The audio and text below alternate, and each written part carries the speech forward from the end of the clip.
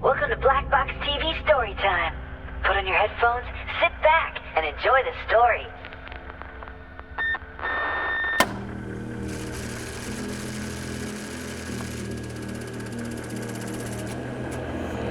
The unexplained.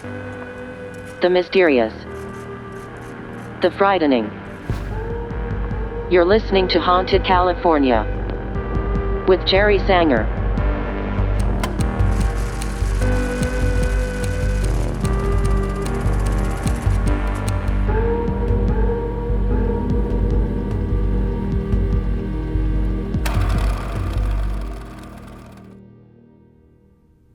Usually when I do this sort of thing, it's me initiating it. I mean, I don't usually receive anonymous packages with mysterious tapes and single-word locations in them. I get an idea, or I hear about a place or a mystery from someone I meet, or online, or in a book, and then off I go to discover whatever there is. If any of you guys sent it, by the way, feel free to send me a clue. But maybe not too soon. I won't deny there's some real fun in this. Who doesn't dream of getting sent off on some wild adventure from an anonymous tip, right? I mean, it's kind of a fantasy. Sometimes I think that's why any of us do this at all. It's not just that the normal world as we're told to receive it, as we're told it is. It's not just that it's boring like this and we can't accept it, that we are consciously inventing something because our world lacks the romance we wish it had, the romance that comes with shadowy conspiracies and spirits doomed for a certain time to walk the earth at night, as Shakespeare said. It's that some part of us knows there's more. We have felt those moments when the world becomes thicker, possessed with that kind of time warp quality you have when an accident happens in the flicker of an eye, but you see it all in slow motion when the world becomes unexplained. So, where to start? Well, the same way I always do, I figured. I packed up Roxy, my little old Wrangler, booked an Airbnb, and headed for Silverwood. You have to drive a few hours out of LA to get there, up some winding roads through the mountains you can usually only see from the city after a long rain washes the smog out, and you find that Silverwood is lovely. Of course, it's a no-brainer that it's important to physically visit any place you plan on investigating, but particularly in our sort of pursuits, this is true because there's something that no instrument, no EKG or audio recorder or radar or sonar or infrared. There's something we're looking for you can't experience unless you're there. That kind of magic thing I was talking about before, where the world is the same but in an instant different. There's a feeling in some places that is brackish. Brackish water is a mixture of salt and fresh, where rivers meet oceans, and the two environments, two different worlds, really, commingle. I feel in some places that have a lot going on, supernaturally.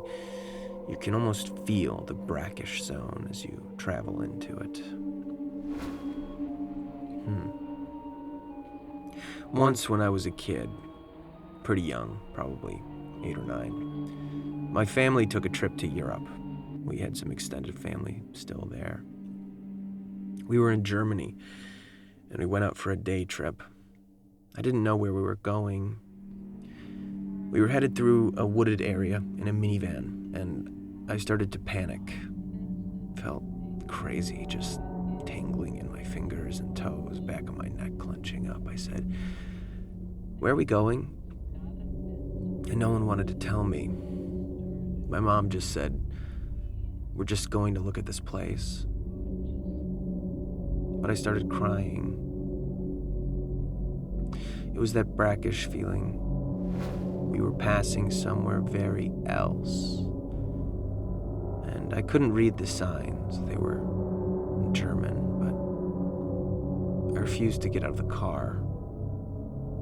I stayed in the minivan like a dog in a thunderstorm, and eventually my family got back in, and we drove away back to where we were staying. And as we got away from that place, my panic subsided. I stopped crying. Over 56,000 people died there at Buchenwald, the concentration camp. They did experiments on living humans. They called the woods around the camp the singing forest because of the screams that came from there, where they would hang people with their wrists tied behind their backs. I didn't know any of that as a child. But driving through those woods, that brackish zone where our world of mundane atmosphere, unfettered with the agony of hundreds of thousands of human beings, victims and perpetrators alike, met this much harder place. I felt it. That is a very dark example, but many of us who visit truly haunted locations have had similar experiences. I've felt it many times since.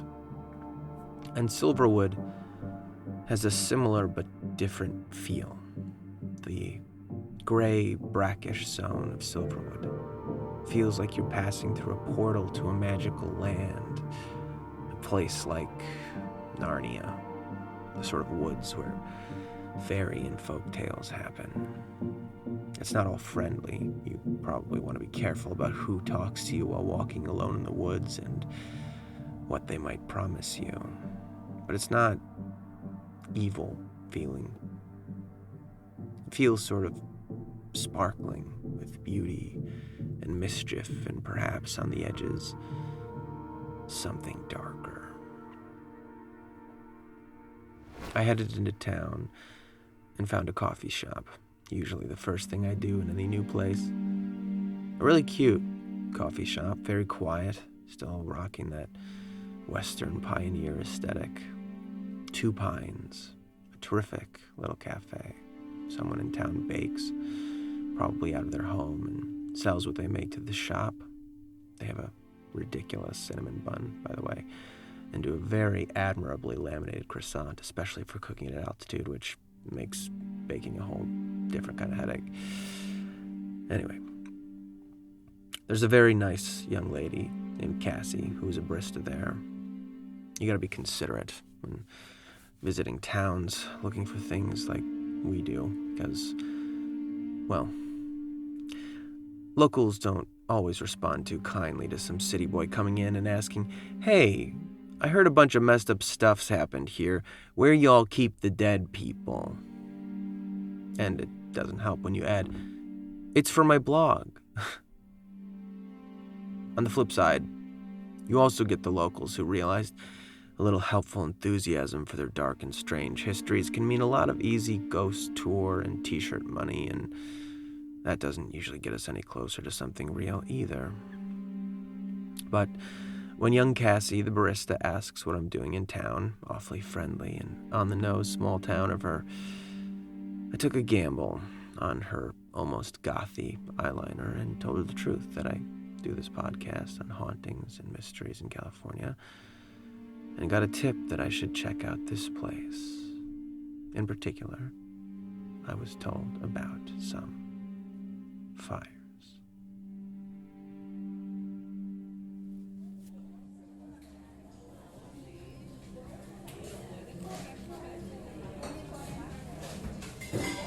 Well, there were fires here a few years back, but I don't recall anything about ghost stories. I don't. What about any weird disappearances? Here's something more specific. Do you know about a girl named Joy? There was this girl at my high school. She was a senior when I was a freshman, though, and her name was Joy. And she did go missing after fires. Her parents worked for the electrical company, as most folks did here. But, if you're really looking for a a haunted story. You should look into the Silverwood Inn. Have you heard about it? No, please tell me about Silverwood. You should definitely look into that. It's this place that burned down like 9 or 10 years ago, and some people say that they still hear noises coming from the area that the hotel was, like air conditioners humming and music and lights and stuff coming from that specific area. And I mean, my favorite story, I'm not sure if it's true, but these kids, they were trying to hook up, but they couldn't at their own house. You know, they live with their parents, obviously, and they can't get a hotel room because they're teenagers and they're about to give up, but then they see this sign for the Silverwood Inn, and so they go for it and they get the room and everything, but some weird stuff started happening, like, you know, stuff like The Shining. And, you know, before these kids know it, they're trapped in this house with all the ghosts of the people that had died there, and nobody ever saw them again.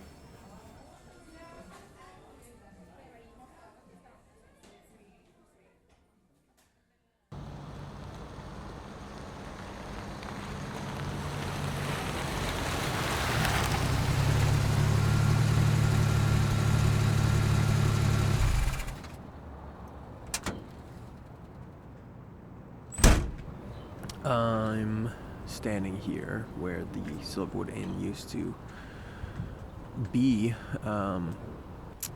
There's just concrete foundations, mostly grown over with moss. It smells good. It smells like the whole town smells. Pine trees. Can I help you? Oh, I was startled by a man wearing well-worn hiking boots, jeans, cap, a bit younger than me. Smelled like good cigarettes. I told him what I was doing there. He just nodded and said, "I'm Mitch, caretaker for the land. He lives not too far away in a little cabin. Keeps an eye on it. Heard my Jeep pull up. Guess I need a new muffler." He seemed friendly enough and didn't seem to mind my presence too much now that he'd seen I wasn't some vandal, so I asked him, "You think this place is haunted?" I hear strange stuff up here all the time. Strange lights. Yeah,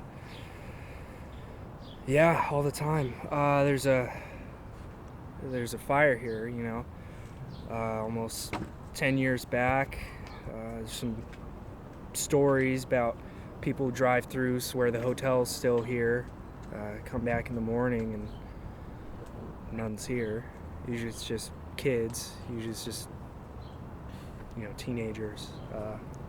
All the time, yeah, a lot of weird stuff. No, you don't have to worry about the ghosts, though. Ghosts are rarely an issue. They're just here. You know about redshift? The redshifters? So in physics, quantum physics, you get a lot of time up here. You know, you read a lot of internet. Redshift just refers to a lowering of frequencies, lengthening of wavelength in light, shift toward the red end of the light spectrum as opposed to the blue. Doesn't have to be visible, it just means we're shifting toward red frequencies, getting lower, and relates to time travel somehow.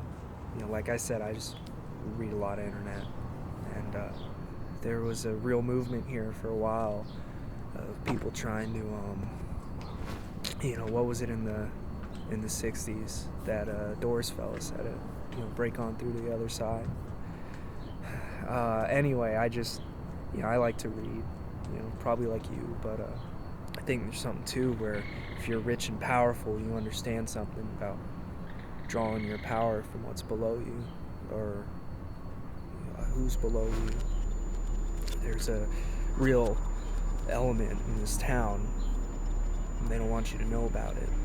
They're covered up. It'd be hard to find official stories, but the disappearances and what some of those families were doing out here in the woods. I think spaces of great tragedy like this, where the inn burned down, just sometimes they punch through. sometimes to the other side. It's easier to access, when you don't have to dig the hole yourself from scratch. It's why they go mining in caves. You follow?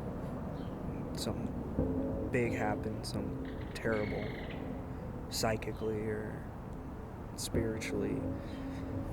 It echoes for a while, cracks some of that bedrock for you. Those spaces they've already red shifted hard. So sometimes you see lights out here. And I know they're not ghosts. And I know they're not vandals. It's the red shifters doing something. And I thought I should check it out. Got closer and I saw some silhouettes, saw some fires, and I can't really be sure what I saw. Looked like people doing comes most natural to people. A bunch of other people watching. And I felt a tap on the shoulder. A kind voice said, "I think you're gonna want to go home tonight." And I just nodded, didn't say nothing, turned around and walked off. And I think that was a great act of kindness. Anyway, I gotta get going, but take care of yourself. Yeah, thanks.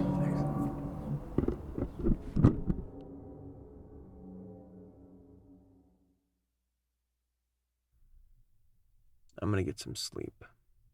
Thank you guys again for tuning in. I'm gonna stay here in Silverwood for a little while, and I don't know what it is, but there's definitely something here. And I'm glad you all are with me. See you next time.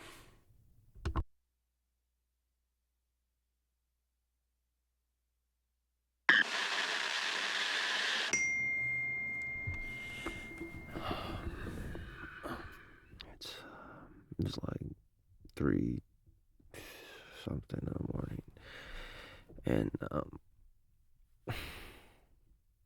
I just got a voicemail.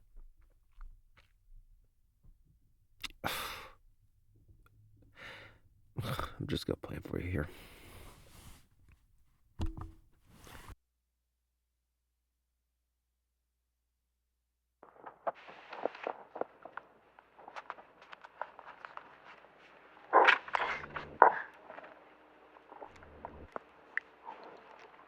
I'm sorry I did this to you.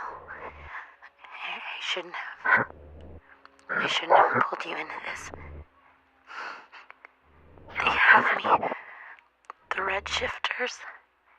The things that they're doing. I don't know where I am. I don't know what they're doing. Please, keep looking for me. Please. This is Joy.